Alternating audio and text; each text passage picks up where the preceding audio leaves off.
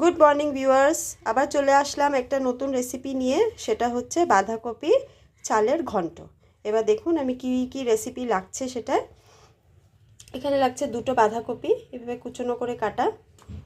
এখানে আছে 1/3 কাপ চাল। এখানে আছে 1 বাটি মতন মটরশুঁটি, একটা আলু এভাবে করে কাটা। আর গুঁড়ো মশলার মধ্যে লাগছে ধনে গুঁড়ো, জিরে গুঁড়ো, শুকনো লঙ্কার গুঁড়ো, আদা বাটা লাগবে। আর ফোড়নে যাচ্ছে শুকনো তেজপাতা, গরম মশলা আর কাঁচা লঙ্কা। তো আসুন দেখুন কি করে বানাচ্ছি। কড়াইটা বসিয়ে দিলাম, এর মধ্যে দিয়ে দিচ্ছি জল। এবার বাঁধাকপিটা একটু লবণ দিয়ে ভাপিয়ে নেওয়া হবে। এই গেল লবণ। এবার বাঁধাকপিগুলো ছেড়ে দিচ্ছি।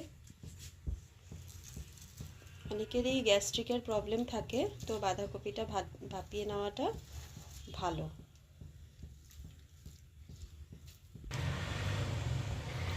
দেখুন এবার ঢেকে রেখে দেবো। এবার কিছুক্ষণের সময়ের জন্য ঢাকা থাকলো। ঢাকাটা খুলে দেখি। এই দেখুন সেদ্ধটা এই পর্যায়ে এখন আমরা নামিয়ে নিচ্ছি। মোটামুটি সেদ্ধটা হয়ে গেছে। গ্যাসটা অফ করে দিলাম। এ দেখুন চালটাকে এবার হলুদ লবণ দিয়ে একটু মাখিয়ে রেখেছি। এবার একটু সামান্য তেল দিয়ে ভেজে নেব। তেল গেছে গিয়ে, তেলটা একটু গরম হবে। তেলটা গরম হয়ে গেছে, এখন চালগুলো ছেড়ে দিচ্ছি।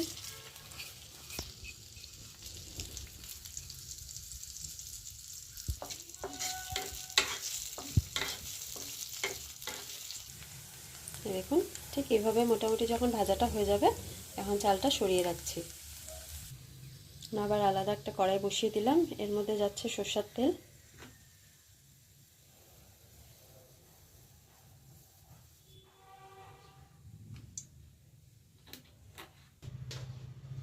আলুগুলো একটু হলুদ লবণ দিয়ে মেখে নিলাম।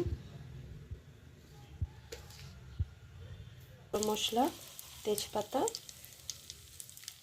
গোটা জিরে একটু ভাজা ভাজা হবে। এবার আলুটা দিয়ে দিচ্ছি। আলুটা দিয়ে দিলাম ভাজার জন্য। এবার মশলাগুলো গুলিয়ে নিচ্ছি। এর মধ্যে যাচ্ছে আদা বাটা 1 চামচ মতো, শুকনো লঙ্কা গুঁড়ো 1 চামচ মতো, ধনে গুঁড়ো, জিরে গুঁড়ো, এগুলো সব চলে যাচ্ছে। এবার জল দিয়ে একটা মিশ্রণ তৈরি করে নিলাম মশলার। আলুটা এইভাবে একটু লাল লাল করে ভেজে নিতে লাগবে।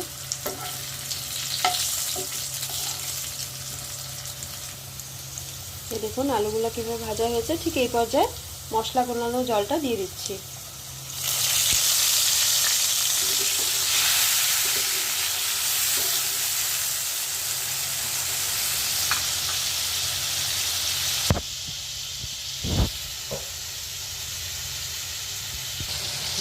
এবার আলু দিয়ে মশলাটা একটু সময় কষানো হবে, কষিয়ে নিচ্ছি ততক্ষণে।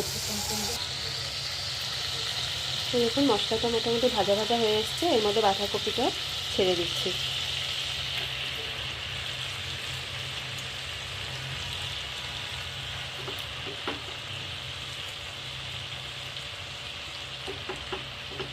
ভাপিয়ে নিলে দেখুন কালারটা কি সুন্দর ইনট্যাক্ট থাকে, কি ভালো লাগছে কালারটা দেখতে।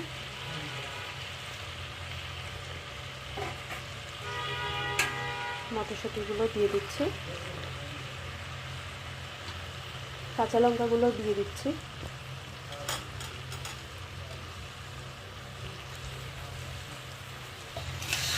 চালটা যে ভেজে রেখেছিলাম সেটাও দিয়ে দিলাম।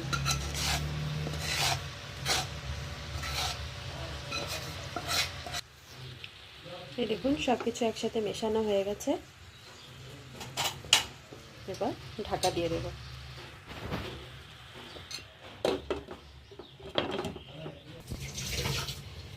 এবার কিছুক্ষণে মোটামুটি 5 মিনিটের জন্য লো টু মিডিয়াম হিটে রান্নাটা হতে থাকবে। এই দেখুন 5 মিনিট পর এবার ঢাকনাটা আবার খুলে দিচ্ছি। এই দেখুন বেশ ভাজা ভাজা হয়ে এসছে বাঁধাকপিগুলো। খুব সুন্দর একটা চাল ভাজার ফ্লেভারটা বেরিয়েছে গোবিন্দভোগ চালের।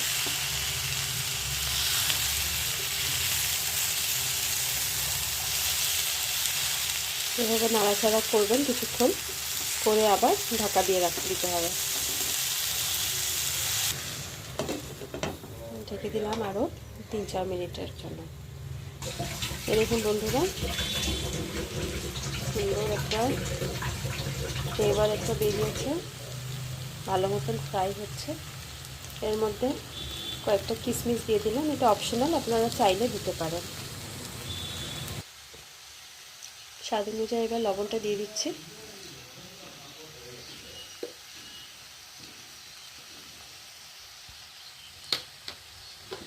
আপনারা যদি আরেকটু ঝাল খেতে চান কয়েকটা আরও কাঁচা চেরা লঙ্কা আপনারা দিয়ে দিতে পারেন এখানে। আমার ঘরে যেহেতু বাচ্চারা খায় তাই আমি একটু ঝালটা একটু কমই দিই। আর কিশমিশটা আমার তার জন্যই দেওয়া, তার জন্য ওরা একটু ভালো পায় খেতে। আপনাদের ঘরে বাচ্চারা থাকলে আপনারা এভাবে কিশমিশ দিয়েও বানিয়ে দেখবেন, যে বাচ্চারা খেতে ভালো পায়।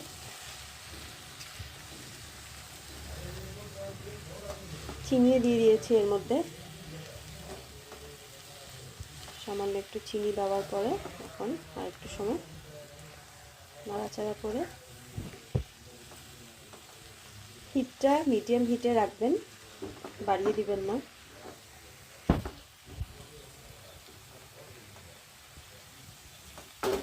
বাঁধাকপিটা অনেক কষাতে হয়, যত সাঁতলানো হয় তত বাঁধাকপির টেস্টটা ভালো হয়।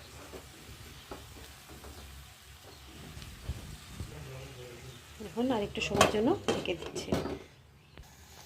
এই দেখুন এখন ঢাকাটা সরিয়ে দিচ্ছি। এরকম বন্ধুরা কালারটা ভাজতে ভাজতে ঠিক এই কালারটা এসছে, মোটামুটি হয়ে গেছে, ভালো মতন সাঁতলানো হয়ে গেছে, ভালো মতন ভাজা হয়ে গেছে। এখন এই পর্যায়ে গ্যাসটা অফ করে দিচ্ছি। এর মধ্যে এবার ঘি দিয়ে দিলাম।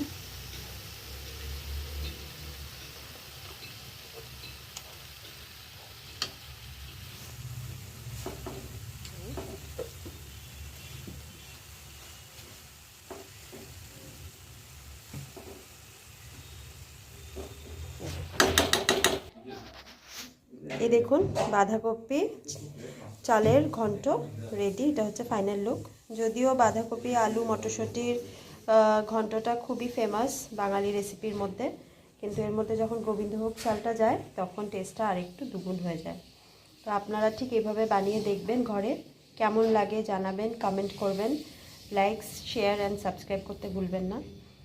আশা করি সুস্থ আছেন, ভালো আছেন। Thank you. ঢাকাটা খুলে দেখি। এই দেখুন সেদ্ধটা এই পর্যায়ে এখন আমরা নামিয়ে নিচ্ছি, মোটামুটি সেদ্ধটা হয়ে গেছে। গ্যাসটা অফ করে দিলাম।